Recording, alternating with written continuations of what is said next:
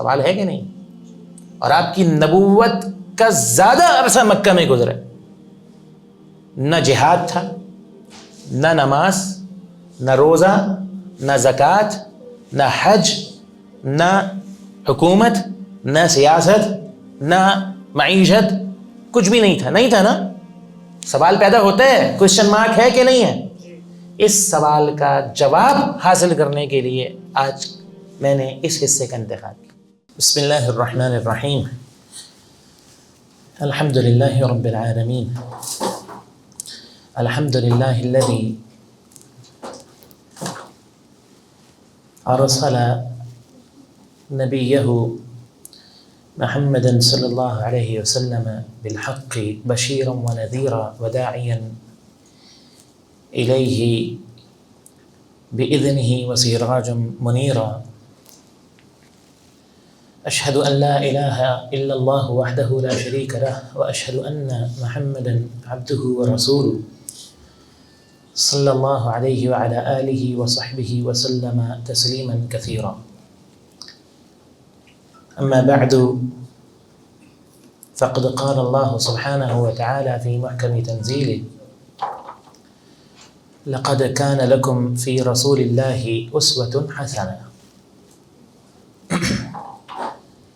لقد كان لكم في رسول الله أسوة حسنة لمن كان يرجو الله واليوم الآخر وذكر الله كثيرا. اللهم صل على محمد وعلى آل محمد كما صليت على إبراهيم وعلى آل إبراهيم إنك حميد مجيد. اللهم بارك على محمد وعلى آل محمد كما باركت على إبراهيم وعلى آل إبراهيم إنك حميد مجيد. سب سے پہلے تو اللہ رب العالمین کا میں شکر ادا کرتا ہوں کہ اس کی توفیق، اس کے فضل اور اس کے رحمت سے ہم سب یہاں پر ایک مبارک مقصد کے لیے جمع ہیں، اور اللہ رب العالمین سے دعا کرتا ہوں کہ رب العالمین اس مقصد کو اپنی بارگاہ کے اندر قبول فرمائے، اور جب ہم یہاں سے اٹھیں اس نشست کو مکمل کر تو اللہ رب العالمین اس مقصد کو ہمیں حاصل کرنے کی توفیق عطا فرمائے.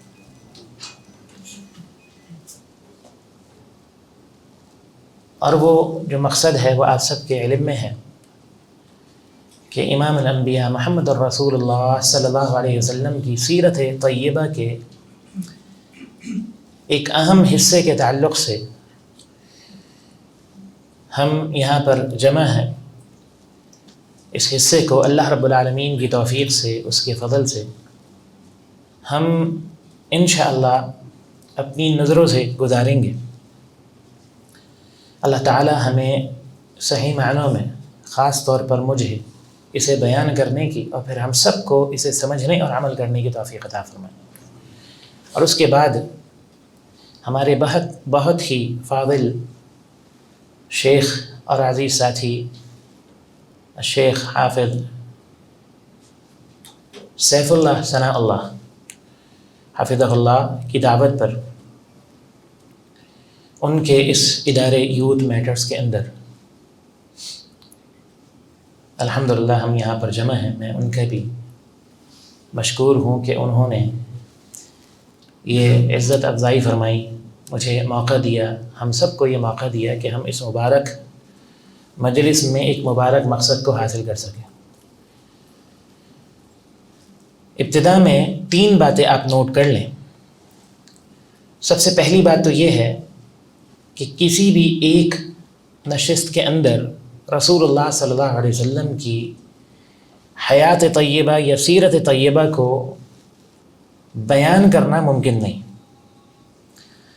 رسول اللہ صلی اللہ علیہ وسلم کی جو 63 سالہ مبارک حیات طیبہ ہے، جس میں 40 سال نبوت سے پہلے کے ہیں اور 23 سال نبوت کے بعد کے ہیں، اسے صحیح معنوں میں یا صحیح معنی میں بیان کرنے کے لیے کئی طویل نشستیں درکار ہیں،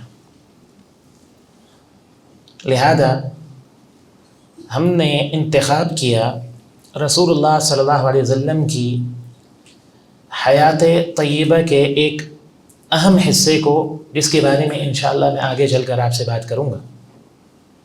تو پہلی بات تو یہ ہے کہ ہم رسول اللہ صلی اللہ علیہ وسلم کی مکمل سیرت تو بہت دور کی بات ہے، آپ کی 63 سالہ حیات طیبہ،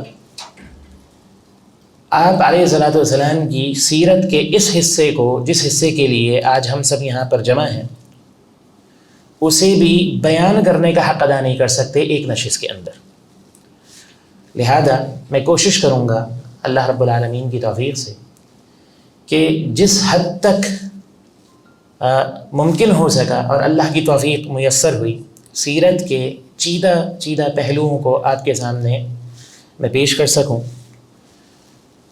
اور کہیں پر ہم کچھ قدر تفصیل سے گفتگو کریں گے، اور کہیں ہم جو ہے وہ اجمالی طور پر اپنی نظروں سے کچھ معاملات کو گزاریں گے، اور کہیں پر ہم صرف اشارے جو ہیں وہ کر سکیں گے۔ پہلی بات تو یہ ہوگی۔ دوسری بات یہ ہے کہ آپ سب جانتے ہیں کہ یہ ایک روایتی، جیسا کہ درس ہوتا ہے، کوئی خطبہ ہوتا ہے، یہ وہ روایتی درس یا خطبہ نہیں ہے، یہ ایک ورکشاپ ہے، پریزنٹیشن ہے، خالصتاً جسے آپ کہہ لیں کہ ایک درس و تدریس کی مجلس ہے۔ ہم سب مل کر جو ہے رسول اللہ صلی اللہ علیہ وسلم کی حیات طیبہ کے اس حصے کو اور چند پہلوؤں کو انشاءاللہ پڑھیں گے اور سمجھنے کی کوشش کریں گے۔ تو لہذا اس کا جو انداز ہے وہ انداز کوئی خطیبانہ انداز نہیں ہے، یہ خالصتاً ایک، جسے آپ کہہ لیں کہ ایک تعلیمی انداز ہوگا۔ اور تیسری بات سمجھ لیں کہ میں خیر کے ساتھ یہاں پر موجود ہوں، عشاء کی نماز کا بیچ میں وقفہ آئے گا، تو عشاء کی نماز کے بعد جو بھی وقت ادارے نے مقرر کیا ہے، میں کوشش کروں گا کہ ہمارا یہ حصہ مکمل ہو جائے، لیکن وقت کے اختتام پر اگر کوئی ایسی بات ہو جو آپ جسے کہہ لیں کہ صحیح معنوں میں سمجھ نہ سکیں، تو اپنے ساتھ غلط فہمی لے کے نہیں جائیے گا کہ آپ آدھی بات آپ نے نوٹ کری یا آدھی بات آپ سمجھے یا آپ کو بات واضح نہ ہو سکی، اور پھر اس غلط فہمی کو آپ اپنے ساتھ لے کے جا رہے ہوں، اور پھر یا تو میری طرف اس کی نسبت کریں، یا پھر سب سے بڑھ کر جو ہے کہ اس مسئلے سے متعلق آپ کو جو ہے شرح قلب نہ ہو، وضاحت نہ ہو، تو آپ بلا جھجک یا بلا تکلف جو ہے وہ مجھ سے اس بارے میں بات کر سکتے ہیں۔ ہم باقاعدہ جو ہے اپنی آج کی اس ورکشاپ کا آغاز کرتے ہیں، پریزنٹیشن کا آغاز کرتے ہیں، لیکن رسول اللہ صلی اللہ علیہ وسلم کی حیات طیبہ کو اہل سیر نے 3 بنیادی حصوں میں تقسیم کیا۔ پہلا حصہ آپ صلی اللہ علیہ وسلم کی ولادت باسعادت سے لے کر آپ کے نبی اور رسول بننے تک، یعنی آپ کی نبوت و رسالت تک۔ رسول اللہ صلی اللہ علیہ وسلم کی مکمل عمر کیا تھی؟ جیسا کہ میں نے کہا نا کہ ہم پڑھیں گے آپس میں، تو لہذا میں چاہوں گا کہ آپ بھی میرے ساتھ شامل ہوں، اور ہم آپس میں تھوڑا سا گفتگو کا تبادلہ بھی کریں، کچھ میں آپ سے سنوں اور کچھ آپ کو سناؤں۔ تو بیچ بیچ میں یہ چونکہ ایک تعلیمی مجلس ہے، لہذا ہم آپس میں بیچ میں کچھ سوال جواب بھی کریں گے، تو آپ بلا جھجک، اور بلکہ میں گزارش کروں گا کہ جس کو جو جواب ہو وہ اس جواب کو جو ہے وہ سامنے رکھیں، تاکہ ہم سب مل کر جو ہے وہ اس سیرت کے حصے کو آگے لے کر چل سکیں اور پڑھ سکیں۔ رسول اللہ صلی اللہ علیہ وسلم کی حیات طیبہ کتنی ہے؟ 63 سال۔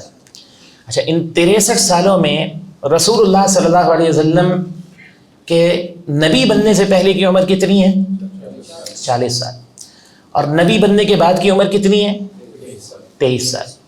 تو لہذا پہلا حصہ جو ہے وہ رسول اللہ صلی اللہ علیہ وسلم کے نبی بننے سے پہلے کا حصہ ہے، ٹھیک ہے، جسے نبوت سے پہلے کا 40 سال کا عرصہ کہا جاتا ہے، ٹھیک ہے۔ اچھا، دوسرا حصہ اللہ کے پیغمبر علیہ الصلوۃ والسلام کی نبوت و رسالت کا ہے، جسے اہل سیر یا اہل علم نے دو بنیادی حصوں میں تقسیم کیا ہے۔ نمبر ایک، جی آپ علیہ الصلوۃ والسلام کی مکی زندگی، اور نمبر دو آپ علیہ الصلوۃ والسلام کی مدنی زندگی۔ یہ تین پارٹ ہو گئے، ٹھیک ہے۔ آپ علیہ الصلوۃ والسلام کی جو مکی زندگی ہے، پہلے تو آپ یہ بتائیں کہ مکی اور مدنی زندگی کے درمیان جو ایک ڈفرنس ہے یا جو فرق ہے وہ کیا ہے بنیادی طور پر؟ جی، ہجرت جو ہے وہ مین بنیادی ڈفرنس ہے مکی اور مدنی زندگی کا۔ ہجرت سے پہلے کی زندگی کون سی زندگی کہلاتی ہے؟ مکی زندگی، اور ہجرت کی بعد کی زندگی مدنی زندگی۔ قرآن مجید کے اندر جو صورتیں ہیں، آپ جانتے ہیں کہ اہل علم نے ان صورتوں کو بھی دو حصوں میں تقسیم کیا ہے۔ کون سی؟ مکی اور مدنی۔ مکی صورتیں کنہیں کہا جاتا ہے؟ جو ہجرت سے پہلے نازل ہوئیں، اور اس کے لیے ضروری نہیں ہے کہ وہ مکہ مکرمہ میں نازل ہوں، وہ مکہ سے باہر بھی اگر نازل ہوئیں، چونکہ ہجرت سے پہلے وہ نازل ہوئیں لہذا انہیں مکی صورت یا صورتیں کہا جاتا ہے۔ اور جو صورتیں جو ہیں وہ ہجرت کے بعد نازل ہوئیں انہیں کیا کہا جاتا ہے؟ مدنی صورتیں، اگرچہ وہ مدینہ طیبہ سے باہر ہی کیوں نہ نازل ہوئی ہوں، ٹھیک ہے۔ تو ہجرت مین ڈفرنس ہے بٹوین مکہ اینڈ مدینہ، رسول اللہ صلی اللہ علیہ وسلم کی مکی زندگی اور مدنی زندگی کے درمیان۔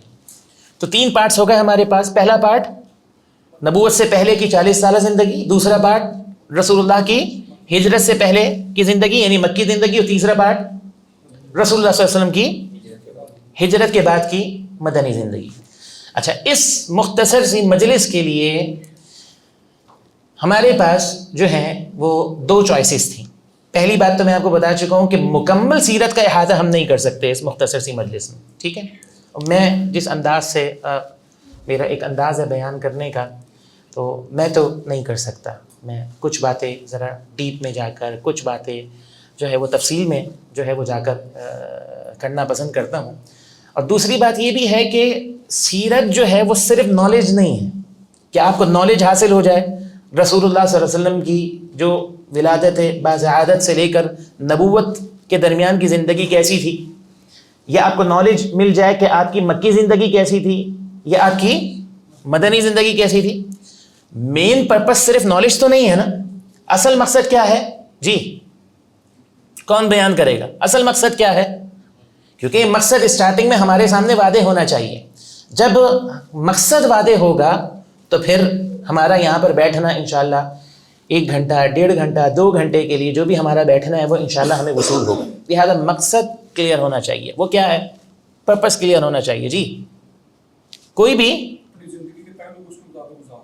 احسنت، بہت بہترین آپ نے جواب دیا، تاکہ ہم سیرت کی روشنی میں ہم اپنا جائزہ لیں، ٹھیک ہے، اپنی پرسنل لائف کا جائزہ لیں، اپنے گھر کی 4 دیواری کے اندر کی زندگی کا جائزہ لیں، اپنی سوسائٹی اور اپنے معاشرے کا جائزہ لیں، ارد گرد کے ماحول کا، دنیا میں کیا ہو رہا ہے، ٹھیک ہے، اس وقت مسلمانوں کی حالت کیا ہے، کیوں مسلمان پیچھے ہیں، باوجود تعداد ہونے کے اور باوجود وسائل ہونے کے، کیوں ہم ہر جگہ پر پٹ رہے ہیں مثال کے طور پہ۔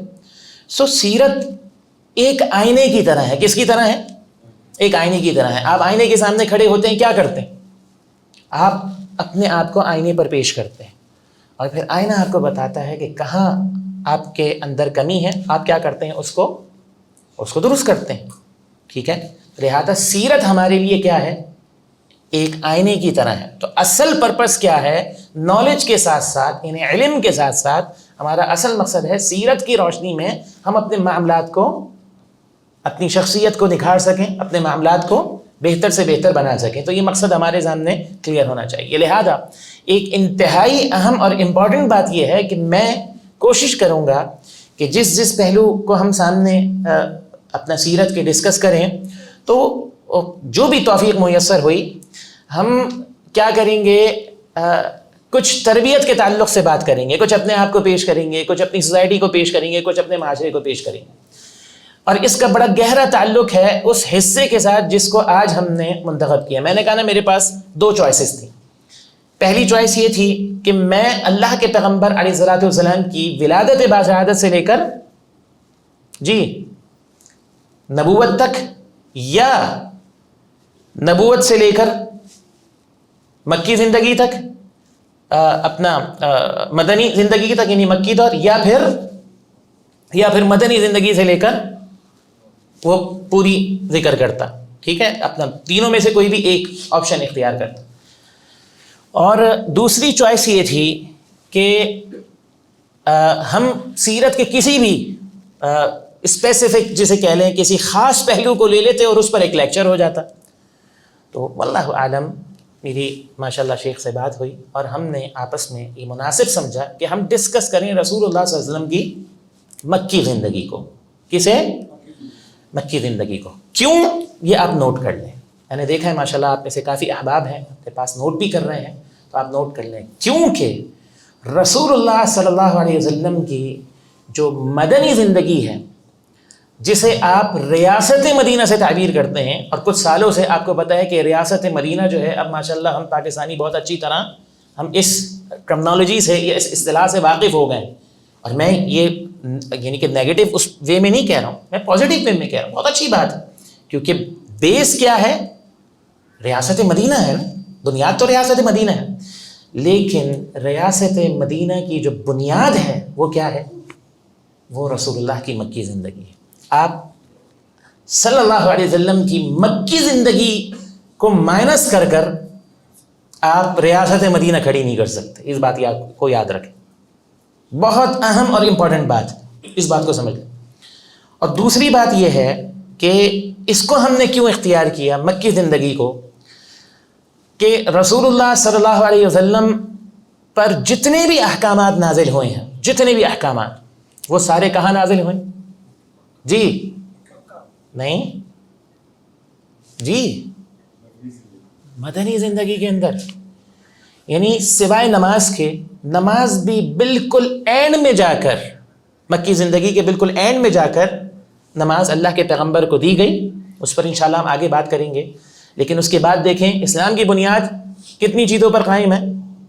5 چیزوں پر. 5 اسلام کی بنیادی ارکان ہیں. نمبر 1 توحید و رسالت، نمبر 2 نماز، نمبر 3 روزہ، نمبر 4 نمبر 5 حج. اچھا اب آپ میرے ساتھ کاؤنٹ کریں. نماز بالکل دی گئی اینڈ میں، صحیح ہے. روزہ کہاں دیا گیا؟ مدینے میں. زکوٰۃ کہاں فرض ہوئی؟ مدینے میں. حج کہاں پر فرض ہوا؟ مدینے کے اندر. پھر اسی طرح جتنے بھی اسلامی احکامات ہیں، مثال کے طور پہ معاشرتی احکامات، اس کا تعلق آپ کے جسے کہہ لیں کہ آداب سے ہو، یا اس کا تعلق آپ کی اپنا جسے کہہ لیں کہ گھر کی جو زندگی ہے اس سے ہو، سوسائٹی یا معاشرے سے ریلیٹ احکامات ہوں، وہ سب کہاں پر نازل ہوئے؟ مدینہ کے اندر. مدنی صورتوں کے اندر آپ کو ملیں گے قرآن مجید. ٹھیک ہے، یہ بات کلیئر ہونی چاہیے. پردے کے احکامات کہاں پر نازل ہوئے؟ جہاد کہاں پر فرض ہوا؟ مدینہ میں. ٹھیک ہے. اور جتنے بھی احکامات ہیں، مثال کے طور پہ پورا اسلامک فائنانس سسٹم جو ہے وہ کہاں پر دیا گیا؟ سیاست کہاں دی گئی؟ مدینہ کے اندر. ٹھیک ہے. آپ کہہ لیں معاشرت، معیشت، سیاست، آداب، ثقافت، کلچر، سب کچھ کہاں دیا گیا؟ احکام کہاں دیے گئے؟ احکام مکی صورتوں کا موضوع نہیں ہے. احکام کس کا موضوع ہے؟ مدنی صورتوں کا. یہ پوائنٹ آپ اس کو نوٹ بھی کر لیں اور اس پوائنٹ کو جو ہے وہ آپ اچھی طرح سمجھ بھی لیں. میرا آپ سے سوال یہ ہے، اور بہت میں یہ چاہوں گا اچھی طرح اس چیز کو سنیں اور نوٹ کریں. رسول اللہ صلی اللہ علیہ وسلم کی مکی زندگی زیادہ تھی یا مدنی زندگی؟ کون جواب دے گا؟ جی ہاں، جواب کے ساتھ جو ہے وہ پھر دلیل بھی دینی ہوگی. جی جو مدنی کہہ رہا ہے وہ بھی دلیل دے، جو مکی کہہ رہا ہے وہ بھی دلیل دے. جی 13 سال کی تھی. ٹھیک ہے. اور کوئی؟ اور کوئی؟ بارک اللہ فیک. آپ ذرا تھوڑا سا کنفیوز ہو گئے. مکی زندگی 13 سال اور مدنی زندگی 10 سال ہوئی. بہت اہم نقطہ ہے، اس کو نوٹ کریں. یہاں پر 2 باتیں سمجھنے کی ہیں. احکام سارے کے سارے آخری 10 سالوں کے اندر دیے گئے، پورا سسٹم، پورا نظام. اور یہ بات میں خاص طور پہ کیوں کر رہا ہوں کیونکہ آج ہمارے معاشرے کے اندر دیکھیں، میں کوئی اسپیسیفک کوئی اختلافی بات نہیں کر رہا، لیکن چونکہ رسول اللہ صلی اللہ علیہ وسلم کی سیرت سے ہم نے حاصل کرنا ہے نا، اور اللہ کے پیغمبر کی سیرت سے بڑھ کر کچھ نہیں ہے، ٹھیک ہے؟ اللہ کے پیغمبر کی سیرت سے بڑھ کر دلیل کوئی نہیں ہے، اسوہ حسنہ اللہ کے پیغمبر کی سیرت ہے کہ نہیں؟ ہمارے معاشرے کے اندر سب نظام کا مطالبہ کر رہے ہیں کہ نہیں مطالبہ کر رہے ہیں؟ نظام چاہیے، ہمیں نظام چاہیے۔ تو یہاں سمجھنے کی بات یہ ہے، نظام جو ہے یعنی احکامات جو ہیں وہ تو سارے مدنی زندگی کے اندر دیے گئے۔ تو سوال یہ پیدا ہوتا ہے، رسول اللہ صلی اللہ علیہ وسلم مکہ میں کیا کرتے رہے؟ سوال ہے کہ نہیں؟ اور آپ کی نبوت کا زیادہ عرصہ مکہ میں گزرا، نہ جہاد تھا، نہ نماز، نہ روزہ، نہ زکوٰۃ، نہ حج، نہ حکومت، نہ سیاست، نہ معیشت، کچھ بھی نہیں تھا نا؟ سوال پیدا ہوتا ہے، کوشچن مارک ہے کہ نہیں ہے؟ اس سوال کا جواب حاصل کرنے کے لیے آج میں نے اس حصے کا انتخاب کیا کہ آپ سمجھ سکیں کہ اللہ کے پیغمبر علیہ السلام کی نبوت اور رسالت کا زیادہ تر حصہ مکہ کا ہے، یعنی ہجرت سے پہلے کا ہے، اور آپ علیہ السلام کی جو ریاست مدینہ ہے اس کی بنیاد 13 سال پر کھڑی ہے، مکی زندگی پر کھڑی ہے، اور مکی زندگی کو سمجھے بغیر آپ کسی بھی معاشرے کو مسلمان معاشرہ نہیں بنا سکتے۔ آپ نظام کی بات اگر کریں گے مکہ کے بغیر، آپ فلاپ ہو جائیں گے۔ آپ سر جوڑ کے بیٹھیں، آپ دھرنے دیں، آپ احتجاج کریں، آپ دنیا کے بہترین دماغوں کو جمع کر لیں، اگر مکی زندگی آپ نے نہیں سمجھی نا، تو آپ ریاست مدینہ جیسی ریاست قائم نہیں کر سکتے کہ ریاست مدینہ کھڑی ہے کس پر؟ آخری بات میں اس لحاظ سے کر لوں، پھر ہم آگے چلتے ہیں۔ آپ کوئی بھی عمارت بناتے ہیں، آپ اسے چاہتے ہیں کہ بالکل ٹاپ پہ لے جانا، 5 منزلہ، 10 منزلہ، 20 منزلہ، 40 منزلہ، آپ برج العرب بنا دیں، آپ جو ہے وہ اس سے بھی آپ اوپر چلے جائیں، ڈپینڈ کرتی ہے وہ پوری کی پوری آپ کی کنسٹرکشن اور عمارت کس پر؟ آپ کے فاؤنڈیشنز پر۔ اگر فاؤنڈیشن نہیں ہوں گی تو عمارت کا تصور ہے، اور اگر فاؤنڈیشن کمزور ہے مثال کے طور پہ تو آپ عمارت کو اوپر لے جا سکتے ہیں، اور اگر فاؤنڈیشن کمزور ہے، ٹھیک ہے، تو اگر کسی نے عمارت بنا دی وہ عمارت قائم رہ سکے گی؟ فاؤنڈیشن کیا ہے؟ ہمارے ٹاپک میں فاؤنڈیشن کیا ہے؟ سمجھ میں آ گیا یہ پوائنٹ؟ کلیئر ہے؟ آگے چلیں۔ آپ کو سمجھ میں آ گیا کہ اس حصے کا انتخاب ہم نے کیوں کیا؟ جی، یہ ہماری بنیاد ہے۔ اچھا، ہماری یہ جو ورکشاپ ہے، سیرہ ورکشاپ یا پریزنٹیشن جو ہم دیتے ہیں وہ پوری ہے، یعنی ولادت باضعادت سے پہلے عرب کے جو حالات، ادیان اور مذاہب تھے وہ بھی ہم ڈسکس کرتے ہیں، ولادت باضعادت سے نبوت رسالت تک کو بھی ڈسکس کرتے ہیں، اور پھر مکی دور کو بھی اور مدنی دور کو بھی۔ تو لہٰذا یہ پریزنٹیشن یا ورکشاپ یا پریزنٹیشن بیچ سے شروع ہو رہی ہے۔ اور آپ کو پتہ ہے رسول اللہ صلی اللہ علیہ وسلم پر پہلی وحی کہاں پر آئی تھی؟ غار حرا پر۔ تو ہم شروع کر رہے ہیں نبی کریم صلی اللہ علیہ وسلم پر نزول وحی کا آغاز۔ ایک بڑا خوبصورت سا جملہ ہے کہ آپ محمد بن عبداللہ تھے اور اب آپ کو کیا بنایا جا رہا ہے؟ محمد الرسول اللہ۔ آپ محمد بن عبداللہ سے محمد الرسول اللہ صلی اللہ علیہ وسلم بنائے جا رہے ہیں، ٹھیک ہے؟ اگرچہ آپ کی جو 40 سالہ نبوت سے پہلے کی زندگی ہے وہ بھی بہت امپورٹنٹ ہے، کیونکہ مکی زندگی کی بنیاد وہ ہے، مکی زندگی کی بنیاد وہ ہے۔ لیکن بہرحال میں اپنا کیا کہتے ہیں ایک مختصر سا ایک آپ کے سامنے ایک خاکہ رکھ دوں اس کا۔ خلاصہ کلام یہ، چونکہ اللہ کے پیغمبر علیہ السلام کو انبیاء کی امامت کا شرف حاصل ہونا تھا، اور آپ کو یعنی اللہ رب العالمین نے تمام انسانیت کے لیے منتخب فرمانا تھا، صحیح ہے؟ تو 40 سال آپ علیہ السلام کی تربیت کی گئی، آپ کو متعارف کرایا گیا، آپ کو منوایا گیا قوم کے اندر، ٹھیک ہے؟ اور قوم نے آپ کو مانا۔ اور اس کی ایک چھوٹی سی جو ہلکی سی جھلک ہے، ہم تھوڑا سا اگر پیچھے جائیں گے میں آپ کو دے دوں، یہ اس کی ہلکی سی جو ایک جھلک ہے، وہ ہمیں کہاں پر ملتی ہے؟ وہ ہمیں ملتی ہے حضرت کے ساتھ ایک واقعہ ہوا جس سے آپ اندازہ کر سکیں گے کہ اللہ کے پیغمبر علیہ الصلاۃ والسلام کو اللہ رب العالمین نے نہ صرف یہ کہ اچھی طرح قوم میں متعارف کروایا، بلکہ اللہ کے پیغمبر علیہ الصلاۃ والسلام کو منوایا اور قوم نے مانا۔ اور اس کی ایک چھوٹی سی تعبیر کیا ہے کہ خانہ کعبہ کی جب تعمیر ہوئی، ہم یہاں سے اس سے پہلے نہیں جائیں گے ورنہ بہت پیچھے چلے جائیں گے ہم، تو خانہ کعبہ کی تعمیر ہو گئی اور اب آخری مرحلہ رہ گیا، اور وہ کیا ہے؟ حجر اسود کی تنصیب۔ حجر اسود کون لگائے گا؟ خانہ کعبہ کی، مطلب خانہ کعبہ کا سب سے امپورٹنٹ جسے کہہ لیں کہ حصہ حجر اسود ہے۔ اب اس موقع پر مشرکین جو تھے یا قریش مکہ جو تھے وہ آپس میں بھڑ گئے، اور اس زمانے میں ایک قسم اٹھائی جاتی تھی جسے کہتے تھے کہ موت کی قسم اٹھانا۔ طریقہ یہ ہوتا تھا کہ ایک پیالہ لیا جاتا تھا اور اپنی انگلیوں کو کاٹ کر، یعنی کٹ لگا کر، اپنے جسم کے کسی بھی حصے کو کٹ لگا کر خون نکالا جاتا تھا، اس پیالے میں ڈالا جاتا تھا اور اپنے خون نے اپنی انگلیوں کو ڈبو دیتے تھے۔ اس کا مطلب کیا تھا؟ اس کا مطلب یہ ہوتا تھا کہ جی موت کی ہم قسم اٹھا رہے ہیں، تو لہذا سب نے یہ قسم اٹھائی بالکل اسی طرح جس طرح جاہلیت میں کیا جاتا تھا۔ پیالے کے اندر اپنا خون نکالا، اپنی انگلیوں کو اس کے اندر ڈبویا اور یہ قسم اٹھائی کہ جی کسی کو حجر اسود جو ہے وہ ہم لگانے نہیں دیں گے، ہم لگائیں گے۔ مختلف قبائل تھے، ہر قبیلے نے قسم اٹھائی۔ جی اب تو معاملہ جو ہے نا وہ بہت زیادہ جو ہے نا وہ جسے کہہ لیں کہ حساس ہو گیا۔ اب یا تو مر جائیں گے یا پھر حجر اسود کو ہم اور ہمارا قبیلہ، ہمارا خاندان حجر اسود کی تنصیب کرے گا خانہ کعبہ کے اندر۔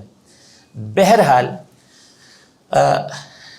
بہت بات چیت کے بعد، مشاورت کے بعد وہ ایک نتیجے پر پہنچے کہ جی اگلے دن جو شخصیت خانہ کعبہ کے دروازے سے سب سے پہلے داخل ہوگی، وہ شخصیت جو ہے وہ کیا کرے گی؟ وہ حجر اسود کی تنصیب کرے گی۔ لہذا بیٹھ گئے اور اللہ کا کرنا کہ امام الانبیاء محمد الرسول اللہ صلی اللہ علیہ وسلم دروازے سے داخل ہوئے۔ اور جاہلیت کے اندر بھی زبان کا پاس رکھا جاتا تھا، چونکہ سب نے زبان دی تھی اور سب نے اس چیز کو جو ہے اپنا کیا کہتے ہیں قبول کیا۔ رسول اللہ صلی اللہ علیہ وسلم کو قبول کیا گیا، اور جب دیکھا کہ اللہ کے پیارے حبیب ہیں، اور چونکہ رسول اللہ صلی اللہ علیہ وسلم 40 سال ان میں گزار چکے تھے، آپ کا بچپن، آپ کا لڑکپن، آپ کی جو نوجوانی اور آپ کی جو جوانی وہ سب ان کے سامنے تھی، آپ کا کردار، آپ کا کیریکٹر، آپ کا سب کچھ ان کے سامنے تھا، تو خوش ہو گئے اور سب نے اللہ کے پیغمبر پر اتفاق کیا۔ اور اللہ کے پیغمبر کتنے حکیم تھے، دیکھیں یونٹی کی کیا امپورٹنس ہے۔ رسول اللہ ابھی نبی نہیں بنائے گئے، لیکن اس وقت اللہ رب العالمین آپ کو اتنا ایسے تیار کر چکا تھا کہ آپ نے عرب کی یونٹی کو قائم رکھنے کے لیے کیا حل پیش کیا؟ آپ نے کہا ایک بڑی سی چادر لائی جائے، حجر اسود کو اس پہ رکھا جائے، اور سارے جو ہیں عرب کے جو سردار ہیں وہ اپنے اپنے نمائندوں کو، عرب کے قبائل اپنے اپنے نمائندوں کو بھیجیں اور وہ تھامیں، اس کو پکڑیں اور سب اس کو اٹھائیں، اور پھر سب نے اس وقت شامل ہوئے، سب نے اس کو اٹھایا اور رسول اللہ صلی اللہ علیہ وسلم اپنے مبارک ہاتھوں سے جو ہے وہ حجر اسود کو خانہ کعبہ میں تنصیب کی۔ سمجھ گئے؟ اس سے آپ اندازہ کر سکتے ہیں کہ اللہ کے پیغمبر ابھی نبی نہیں بنائے گئے اور آپ کا مقام کیا تھا۔ واضح ہے؟ آگے چلیں۔ اچھا جی، اب خانہ کعبہ کی تعمیر ہو گئی، حجر اسود کی تنصیب ہو گئی۔ اب مشرکین مکہ نے کیا کیا؟ مشرکین مکہ نے خانہ کعبہ کو اب سجانے اور سنوارنے کا اہتمام کیا کہ جی خانہ کعبہ کی تعمیر تو ہو گئی، اب اگلا مرحلہ کیا ہے کہ خانہ کعبہ کو ہم نے سنوارنا ہے، سجانا ہے، جسے آپ آج کی اصطلاح میں ہم کیا کہتے ہیں؟ جی آپ جیسے کوئی بھی عمارت بناتے ہیں، گرے اسٹرکچر ہوتا ہے، اس کے بعد اس کی فنیشنگ ہوتی ہے نا، فنیشنگ کے بغیر وہ کمپلیٹ نہیں ہوتی، تو ان کے یہاں فنیشنگ کا ایک کیا وہ تھا، معیار تھا۔ انہوں نے 360 بت لیے اور وہ لا کر خانہ کعبہ میں رکھ دی، ان کی تکذیب کر دی۔ اور جب اللہ کے پیارے حبیب علیہ الصلوۃ والسلام نے یہ دیکھا تو اللہ کے پیغمبر علیہ الصلوۃ والسلام نے بڑی کراہت محسوس کی۔ اور اس بات کو آپ سمجھ لیں خوب اچھی طرح کہ نبی جو ہوتے ہیں وہ کوئی بھی ہوں، وہ نبی بنائے جانے سے پہلے بھی شرک سے بیدار ہوتے ہیں، ان کی فطرت میں شرک سے بیداری ہوتی ہے۔ تو لہذا رسول اللہ صلی اللہ علیہ وسلم جب یہ دیکھتے اپنی قوم کو اور اپنے لوگوں کو یہ سارے اعمال انجام دیتے ہوئے، تو آپ جو ہے آپ کو پسند نہیں تھا اور آپ بے چین ہو جاتے، اور آپ جسے کہہ لینا کہ ایک اضطراب کی کیفیت ہوتی کہ یہ کیا کر رہے ہیں، یہ اپنے ہی ہاتھوں سے بنائی ہوئی مورتیوں کے سامنے خود جھک رہے ہیں۔ ابھی آپ نبی نہیں بنائے گئے اور آپ کے پاس دین موجود نہیں تھا، ابھی دین ابراہیمی کے جو بھی آپ کو پتہ ہے کہ اس وقت دین ابراہیمی کے آثار بھی کیا ہو چکے تھے، جو حقیقی دین ابراہیمی کے آثار تھے وہ بھی تقریباً ختم ہو چکے تھے۔ تو اللہ کے پیغمبر علیہ الصلوۃ والسلام اس ماحول سے جسے کہہ لیں کہ بیدار ہو کر آپ علیہ الصلوۃ والسلام غار حرا چلے گئے۔ یہاں سے رسول اللہ صلی اللہ علیہ وسلم کا غار حرا کا سفر شروع ہوتا ہے۔ 35 سال آپ کی عمر ہو چکی تھی، اور آپ علیہ الصلوۃ والسلام جب یہ چیزیں یہ اعمال دیکھتے، آپ کو جو ہے نا وہ ایک ناپسندیدہ آپ ان کو جانتے، تو آپ کا دل چاہا کہ آپ ان سب سے دور ہو جائیں۔ لہذا آپ نے جو ایک شہری زندگی تھی اس کو چھوڑا، اور اس زمانے کے اندر غار حرا جو تھا وہ اس وقت کی شہری زندگی سے کافی دور ہٹ کر تھا، اور آپ علیہ الصلوۃ والسلام غار حرا چلے گئے۔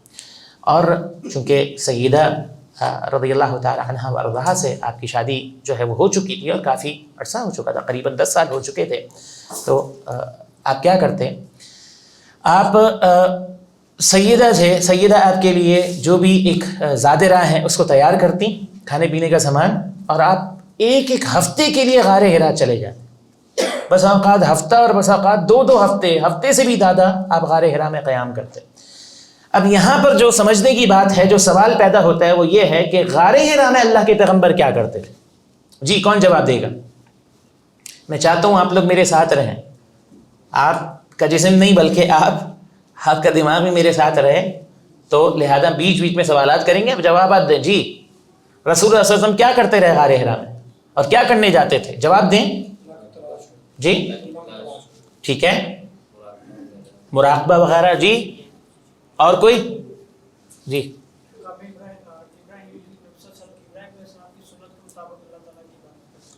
احسن، تو تقریباً یہ جوابات جو ہیں وہ بالکل ٹھیک ہیں۔ اس کی بہت ساری وجوہات تھیں، اور آپ سمجھ لیں کہ رسول اللہ صلی اللہ علیہ وسلم کی زندگی کے اس پہلو سے ہمارے لیے بھی ایک 2-4 بڑے اسباق ہیں۔ میں نے کہا تھا نا کہ سیرت کے پہلو سے ہم اسباق حاصل کریں۔ سب سے پہلا سبق کیا ہے کہ جب آپ اپنے سامنے کچھ غلط ہوتا ہوا دیکھیں تو آپ کیا کریں؟ آپ کی فطرت سلیمہ اس بات کی متقاضی ہونی چاہیے کہ آپ اسے برا محسوس کریں۔ اگر مثال کے طور پہ اچھائی اور برائی میں فرق ختم ہو جائے نا، تو آپ سمجھ لیں پھر کچھ پیچھے باقی نہیں رہتا۔ آپ کو یاد ہے اللہ کے پیغمبر علیہ السلام کا فرمان کہ جو منکر کو دیکھے اس کو کیا کرنا چاہیے؟ من رأى منکم منکرا فلیغیرہ بیدہ، اپنے ہاتھ سے اس کو روکے۔ لیکن کون؟ جو ہاتھ سے روکنے کی طاقت رکھتا ہو اور اس کو شریعت اجازت دیتی ہو۔ ایسا نہیں کہ ہر شخص جو بھی دیکھے اور جائے اور تہس نہس کر کے رکھ دے، نہیں، بلکہ اس کی ہر انسان کی ایک باؤنڈری ہے کہ نہیں ہے، تو وہ اس کی باؤنڈری میں ہونا چاہیے۔ لیکن یہ پہلا مرحلہ ہے۔ دوسرا مرحلہ، اگر اس کی باؤنڈری نہیں ہے اور اس کی طاقت نہیں ہے تو وہ کیا کرے؟ زبان سے روکے، ٹھیک ہے؟ اور اس کی بھی باؤنڈری ہے کہ آپ نے کس انداز سے مخاطب ہونا ہے، کیا الفاظ استعمال کرنے ہیں، اور کہاں تک بات کرنی ہے اور کہاں تک نہیں کرنی، صحیح ہے؟ تیسرے نمبر پر اگر آپ زبان سے بھی آپ کی باؤنڈری نہیں ہے، آپ کا ڈومین نہیں ہے، یا آپ کی استطاعت نہیں ہے، تو آپ کیا کریں؟ کم از کم، اور رسول اللہ نے کیا فرمایا؟ وَذَلِكَ اضعف الایمان، یہ ایمان کا سب سے کمزور حصہ ہے۔ تو لہذا ہم سب کو اپنے ایمان کو جانچنا چاہیے۔ میں اور اگر آپ یہ جاننا چاہتے ہیں نا کہ ہم ایمان کے کس لیول پر ہیں، تو ہم کہاں دیکھیں؟ ہم یہاں جھانکیں، کیونکہ رسول اللہ نے فرمایا کہ التقوی ہا ہونا واشارہ الی صدری، آپ نے میں تقوی کا محل اور مرکز یہاں ہے، اور آپ نے اپنے سینے کی طرف اشارہ کیا. یہاں کیا فیل ہوتا ہے؟ ایک موقع پر آپ نے گناہ کی کیا تعریف کی، گناہ کیا ہے، کیسے پتہ چلے گا کیا صحیح ہے کیا غلط ہے؟ آپ نے میں ما حاک فی صدرک، دل میں کھٹکا ہونا تو سمجھ لو کہ غلط ہے. دل ایک اللہ نے ایک ایسا جسے کہہ لیں کہ پارٹ رکھا ہے جسم کے اندر کہ اگر وہ بالکل جسے کہہ لیں زنگ آلود نہ ہو گیا ہو، سیاہ نہ ہو گیا ہو، تو دل انسان کو بتا دیتا ہے کیا صحیح ہے کیا غلط ہے، بھلے انسان اس کو ایکسیپٹ کرے یا نہ کرے، بھلے دوسرا اس کو کوئی بتانے والا ہو یا نہ ہو. لیکن اللہ نے انسان کو ایسا بنایا ہے کہ اس سے پہلے کہ کوئی دوسرا اسے بتائے کیا صحیح ہے کیا غلط ہے، اس کا دل اسے بتا دیتا ہے کہ یار یہ غلط ہو رہا ہے کچھ. تو لہذا کہنے کا مقصد یہ ہے کہ رسول اللہ کے اس سیرت کے حصے سے ہمیں کیا نصیحت ملتی ہے کہ یہاں پر کچھ فیلنگ ہونی چاہیے.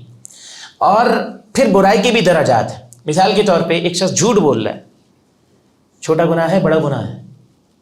جی بڑا نہیں، بہت بڑا گناہ ہے. جھوٹ بڑا گناہ نہیں ہے، بہت بڑا گناہ ہے. مومن جھوٹا نہیں ہو سکتا. سمجھ میں آ گئی بات؟ اچھا یہ بات ہو گئی. بس اوقات چلتے پھرتے نظر کہیں پڑ گئی، چھوٹا گناہ ہے بڑا گناہ ہے؟ یہ چھوٹا گناہ ہے. کب؟ جب آپ جان بوجھ کے نہیں کرتے اور جب آپ اس نظر کو کنٹرول کر لیتے. چھوٹا گناہ ہے. رسول اللہ نے فرمایا وضو کرتے ہیں تو آپ کے گناہ جھڑ جاتے ہیں. چھوٹے گناہ بھی ہوتے ہیں بڑے گناہ بھی. گناہوں میں سب سے بڑا گناہ کون سا ہے؟ اگر آپ معاشرے میں شرک دیکھتے ہیں اپنی سراؤنڈنگ میں، اپنے ارد گرد میں، اور آپ کو تکلیف نہیں ہوتی نا، تو سمجھ لیں کہ آپ ایمان کا لیول ایمان بہت لو ہے. یعنی جس کو اللہ کے لیے غیرت نہ آئے وہ کس کے لیے غیرت کرے گا؟ یہ بہت بڑا سوال ہے. تو رسول اللہ ابھی رسول نہیں بنائے گئے، نبی نہیں بنائے گئے، لیکن آپ اس کو فیل کرتے تھے، محسوس کرتے تھے اب غلط، بہت غلط ہو رہا ہے. اتنا محسوس کرتے تھے کہ آپ اس سے بیزار ہو گئے اور آپ نے خود کو اس سے الگ کر لیا. نمبر 1 ٹھیک ہے. نمبر 2، ہماری زندگی کے اندر فراغت کے لمحات بہت قیمتی ہیں. یہ ہمیں پتہ چلتا ہے رسول اللہ صلی اللہ علیہ وسلم کے اس غار حرا میں جسے کہہ لیں کہ وقت گزارنے سے. اور اب میں آپ سے سوال کرتا ہوں، اگرچہ میں جواب دے چکا ہوں، دیکھ رہا ہوں آپ کتنا میرے ساتھ ہیں. غار حرا میں آپ کتنا عرصہ رہے؟ میں جواب دے چکا تھا، آپ لوگ میرے ساتھ نہیں ہیں. میں نے کیا کہا؟ اللہ کے پیغمبر کی عمر کتنی تھی؟ 35 ایئرز، 35 سال. اور پہلی وحی آئی کب؟ 40 سال. تو کتنا ہو گیا؟ 5 سال تک رسول اللہ صلی اللہ علیہ وسلم کی یہ روٹین رہی ہے. معمولی بات ہے اپنے گھر سے جو ہے وہ نکلنا اور طویل سفر طے کرنا، اور ایک غار کے اندر ہفتہ چلے جانا. کیا کرتے تھے اللہ کے پیغمبر؟ 2 باتیں ہمیں سمجھ میں آتی ہیں. ایک تو فراغت کے لمحات، ابھی نبوت اور رسالت کا بوجھ، یہ ذمہ داری نہیں آئی تھی، فراغت کے لمحات تھے. آپ نے ان فراغت کے لمحات میں کیا کیا؟ جو کچھ اللہ کے پیغمبر علیہ الصلوۃ والسلام کو معلوم تھا دین ابراہیمی کی عبادات کے حوالے سے، آپ نے وہ عبادات انجام دی. تو جو آپ اپنی زندگی کا جو جسے آپ کہہ لیں قیمتی ترین وقت یا فراغت کے جو لمحات ہوتے ہیں، ان میں جو امپورٹنٹ چیز ہے، اللہ کے پیغمبر علیہ الصلوۃ والسلام کی سیرت کے اس پہلو سے ہمیں کیا سمجھ میں آتی ہے؟ وہ کیا ہے؟ وہ یہ ہے کہ آپ عبادت کے امور عبادت انجام دیں. کیوں؟ کیونکہ اگر یہ اللہ کے پیغمبر کی حدیث بھی ہے، اگر آپ عبادت کرتے ہیں اور اس کے لیے وقت نکالتے ہیں تو اللہ رب العالمین آپ کے وقت میں برکت دے گا، آپ کی زندگی میں برکت دے گا. اور آپ اس کے لیے وقت نہیں نکالتے تو اللہ رب العالمین آپ کے وقت میں برکت اٹھا لے گا، اور اتنا آپ مشغول ہو جائیں گے کہ پھر آپ کو وقت جائز کاموں کے لیے بھی وقت میسر نہیں ہوگا. ٹھیک ہے. اچھا اب تھوڑا سا آگے چلیں. ایک اور نصیحت ہمیں کیا ملتی ہے کہ اللہ کے پیغمبر علیہ الصلوۃ والسلام کے لیے اللہ تعالیٰ چاہتا تھا کہ رسول اللہ صلی اللہ علیہ وسلم جو ہے وہ کچھ سوچیں. صحیح ہے، آپ کو سوچنے کا موقع ملے، اور اس کے لیے ضروری ہے کہ انسان تھوڑا سا سیپریٹ ہو جائے، تھوڑا سا الگ ہو جائے.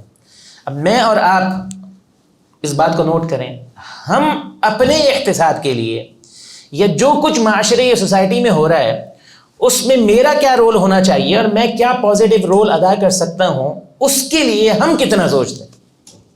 آ رہی ہے بات سمجھ میں؟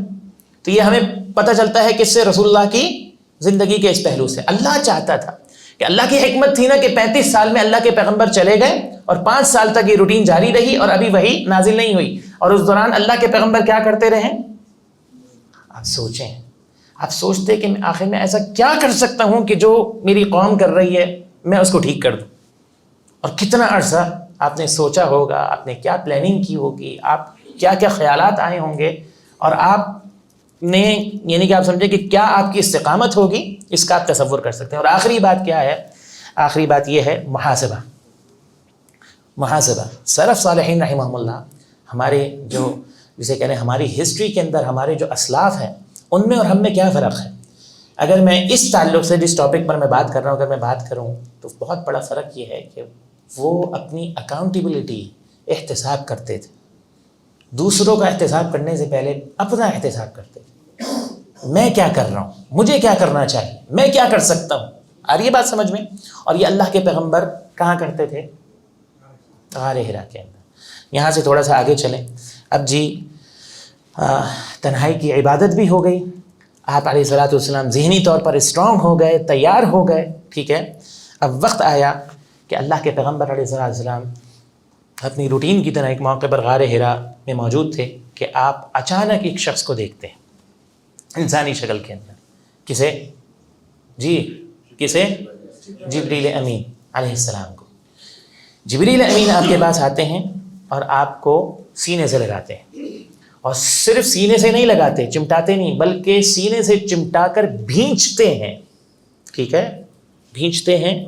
ایون کہ اللہ کے پیغمبر علیہ الصلوۃ والسلام فیل کرتے ہیں اس کا پین، ایک تکلیف آپ محسوس کرتے ہیں. اور جبریل کہتے ہیں اقرا یا محمد، محمد پڑھیے. اور آپ علیہ الصلوۃ والسلام کیا کہتے ہیں؟ ما انا بقارئ، میں پڑھ نہیں سکتا، کیونکہ آپ نبی الامی تھے، آپ کو پڑھنا لکھنا نہیں آتا تھا.